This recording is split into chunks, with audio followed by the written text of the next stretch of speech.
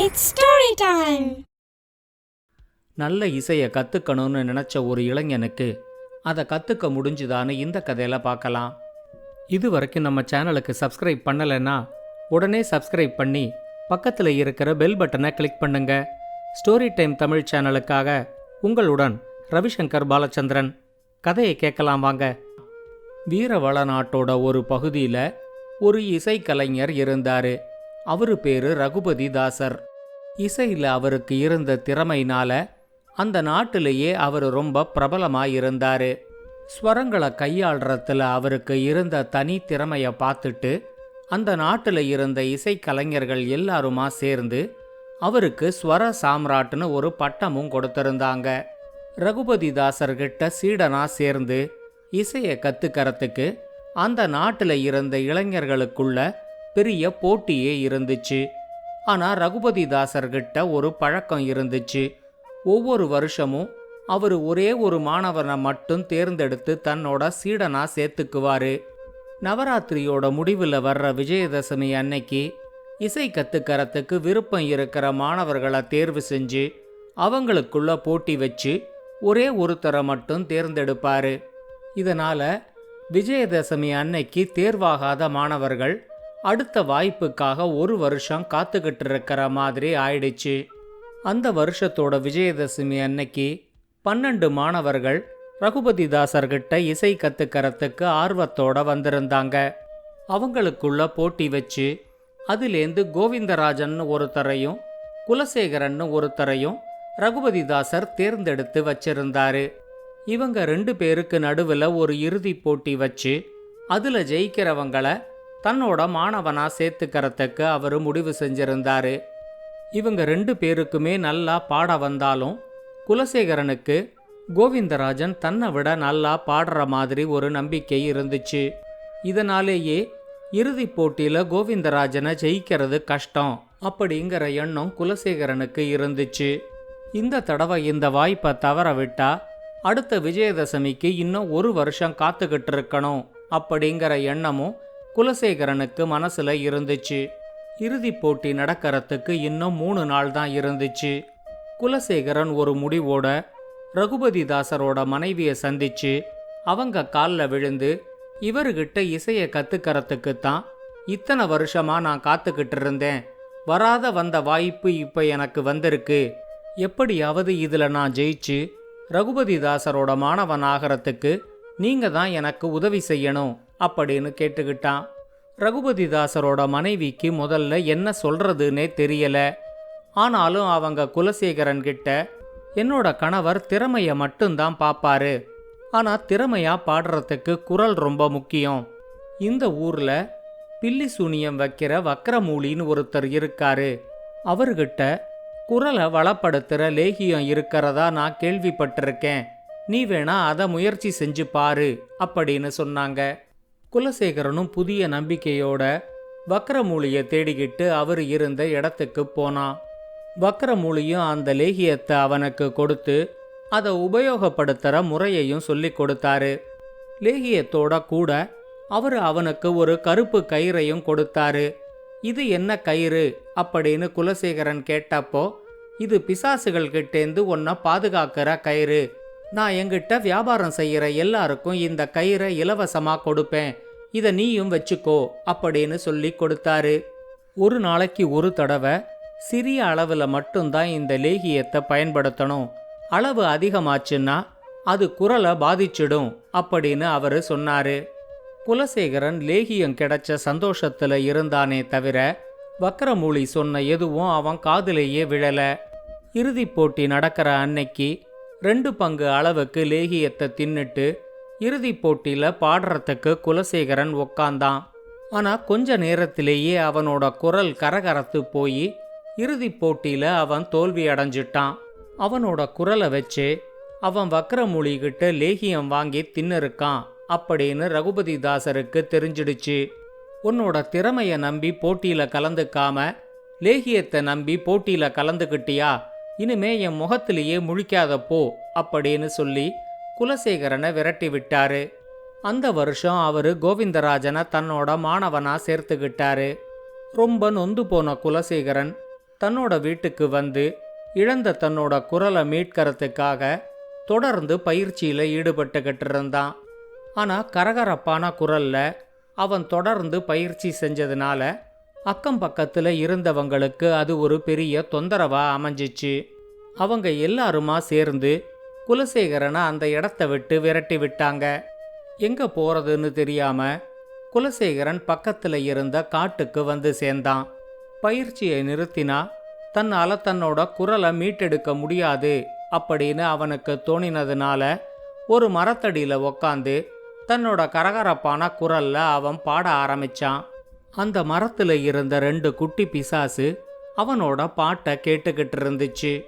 அவனோட கரகரப்பான குரலும் அந்த பாட்டும் பிசாசுகளுக்கு ரொம்பவே பிடிச்சு போச்சு. அவன் பாடி முடிச்சதும் 2 பிசாசுகளும் மரத்திலேந்து இறங்கி அவன் முன்னாடி வந்து நின்னுச்சு. பிசாசுகளை நேரடியா பார்த்த உடனே குலசேகரன் ரொம்பவே பயந்து போனான். ஆனா அந்த 2 பிசாசும், எங்களால உனக்கு எந்த ஆபத்தும் வராது, நீ பாடின பாட்டு நிஜமாவே ரொம்ப நல்லா இருந்துச்சு, இந்த ஊர்ல ரகுபதிதாசர்னு ஒரு இசைக்கலைஞர் இருக்காரு, தன்னோட இசை மட்டும்தான் நல்லிசைன்னு அவருக்கு ஒரு நினப்பு இருக்கு, ஊர்ல இருக்கிற இசைக்கலைஞர்கள் வேற அவருக்கு ஸ்வர சாம்ராட்னு ஒரு பட்டம் கொடுத்துருக்காங்க, அவரு ஸ்வர சாம்ராட்னா நீ அபஸ்வர சாம்ராட், உனக்கு இருக்கிற தகுதியை வச்சு அவருக்கு சிறந்த போட்டியாளரா உன்னை எங்களால உருவாக்க முடியும், இதுக்கு நீ தயாரா அப்படின்னு கேட்டுச்சு. குலசேகரன் அந்த 2 பிசாசுகள் கிட்டையும், உங்களுக்கு ரகுபதிதாசர் மேல ஏதோ முன்விரோதம் இருக்கு, அதனால தான் அவரோட இசை திறமைய பத்தி தெரிஞ்சுக்காம நீங்க இப்படி பேசுறீங்க, அவர்கிட்ட நான் மாணவனா சேரணும்னு விருப்பப்பட்டேனே தவிர அவரை ஒரு போட்டியாளரா நான் நினைச்சதே இல்லை அப்படின்னு சொன்னான். இப்ப பிசாசுங்க 2ம் அவங்கிட்ட, இதுவரைக்கும் நீ அவரை போட்டியாளரா நினைக்காம இருந்தா இனிமே அப்படி நினைக்க ஆரம்பி, அவரோட இசையை ரசிக்கிறதுக்கு ஒரு கூட்டம் இருந்தா உன் இசையை ரசிக்கிறதுக்கு ஒரு கூட்டம் இருக்கும், ஸ்வரத்துக்கு சில ரசிகர்கள் இருந்தா அபஸ்வரத்துக்கு சில ரசிகர்கள் இருப்பாங்க, எங்களால உனக்கு எல்லா உதவியும் செஞ்சு உன்னை ஒரு பெரிய இசைக்கலைஞனா மாற்ற முடியும், எப்பெல்லாம் உன்னோட குரல் ரொம்ப கரகரப்பாகி உன்னோட ரசிகர்களுக்கு பிடிக்காம போகுதோ அப்பெல்லாம் நாங்க ஏதாவது ஒரு மாயம் செஞ்சு உன்னோட ரசிகர்களோட கவனத்தை திசை திருப்பிடுறோம், அதனால உன்னோட ரசிகர்கள் ஏமாந்து போறதுக்கான வாய்ப்பே இல்லை, நீ தைரியமா உனக்கான வாய்ப்புகளை தேடு, மற்றதை நாங்க பார்த்துக்கிறோம் அப்படின்னு சொல்லி முதல் கட்ட செலவுக்கு அவனுக்கு 100 பொற்காசுகளையும் அந்த பிசாசுகள் கொடுத்துச்சு. குலசேகரன் இப்ப ஒரு நம்பிக்கையோட தனக்கான வாய்ப்புகளை தேட ஆரம்பிச்சான். கொஞ்சம் பேராசைக்காரரா இருந்த ஒரு ஊர் தலைவரை பிடிச்சு, நீங்க என்னோட ஒரு இசை நிகழ்ச்சிக்கு ஏற்பாடு செஞ்சு அதிக அளவில் கூட்டம் வர்ற மாதிரி நல்லா விளம்பரப்படுத்தினீங்கன்னா உங்களுக்கு தேவையானதை நான் கவனிச்சுக்கிறேன் அப்படின்னு சொல்லி அவருக்கு சில பொற்காசுகளை கொடுத்தான்.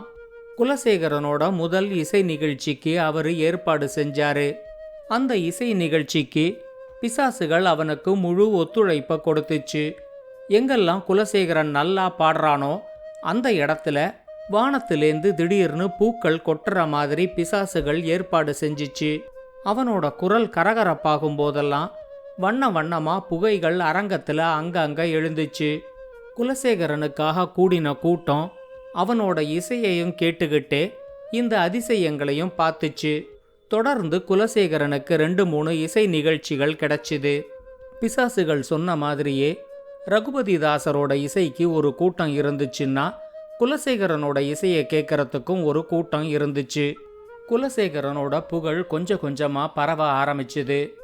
இதுக்கு நடுவில் ஒரு நாள் குலசேகரனுக்கு போட்டியாளரா இருந்து இப்ப ரகுபதிதாசரோட சீடனா மாறி இருக்கிற கோவிந்தராஜன் குலசேகரனை சந்திச்சான். அவன் நேரடியாவே குலசேகரன் கிட்ட, ரகுபதிதாசர் உன்னை தன்னோட சீடனா ஏத்துக்கறதுக்கு சம்மதிச்சிட்டாரு, உன்னோட விருப்பத்தை கேட்டுக்கிட்டு வர சொன்னாரு அப்படின்னு சொன்னான். ரகுபதிதாசர்கிட்ட இசையை கத்துக்கிறதுக்கு ஒரு வாய்ப்பு தேடி எவ்வளவு வருஷம் தான் காத்துக்கிட்டு இருந்தோம் அப்படிங்கிறது குலசேகரனுக்கு ஞாபகத்துக்கு வந்துச்சு. அவன் உடனே கோவிந்தராஜன் கிட்ட, இந்த ஒரு வாய்ப்புக்காக நான் எவ்வளவு வருஷம் காத்துக்கிட்டு இருந்தேங்கிறது எனக்குத்தான் தெரியும், நான் எல்லாத்தையும் விட்டுட்டு ரகுபதிதாசரோட சீடனா வர்றதுக்கு தயாராயிட்டேன், வா கிளம்பலாம் அப்படின்னு சொல்லி ரகுபதிதாசரை சந்திக்கிறதுக்கு கோவிந்தராஜன் கூட கிளம்பினான்.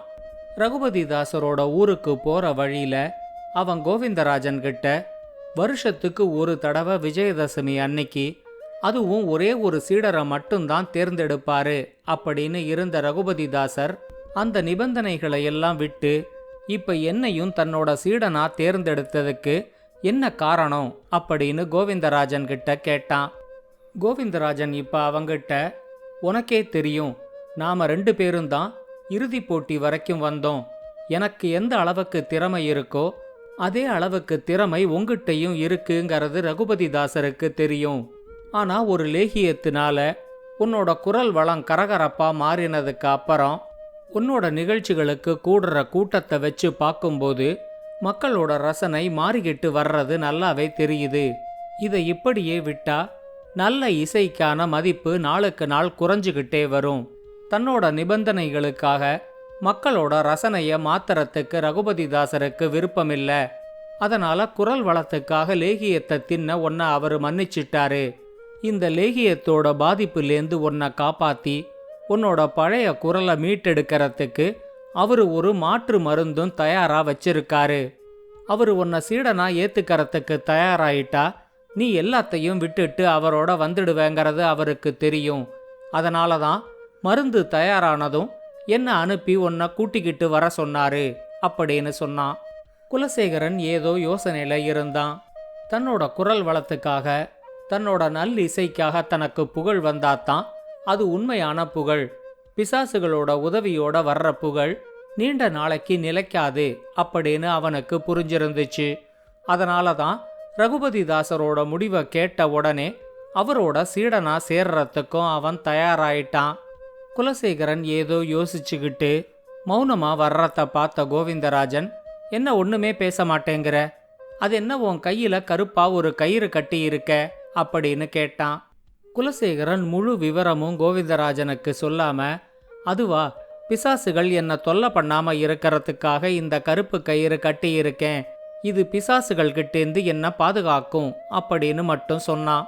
இந்த கதையை பத்தின உங்களோட கருத்துக்களை ஸ்டோரி டைம் தமிழ் யூடியூப் சேனல்லையும் பாட்காஸ்ட்லையும் பின்னூட்டத்தில் கமெண்ட்ஸா பதிவு பண்ணுங்க. இந்த கதை உங்களுக்கு பிடிச்சிருந்தா லைக் பண்ணுங்க, கமெண்ட் பண்ணுங்க, ஷேர் பண்ணுங்க. மறக்காம ஸ்டோரி டைம் தமிழ் சேனலை சப்ஸ்கிரைப் பண்ணுங்க. அப்படியே பக்கத்துல இருக்க அந்த பெல் ஐகானை கிளிக் பண்ணுங்க.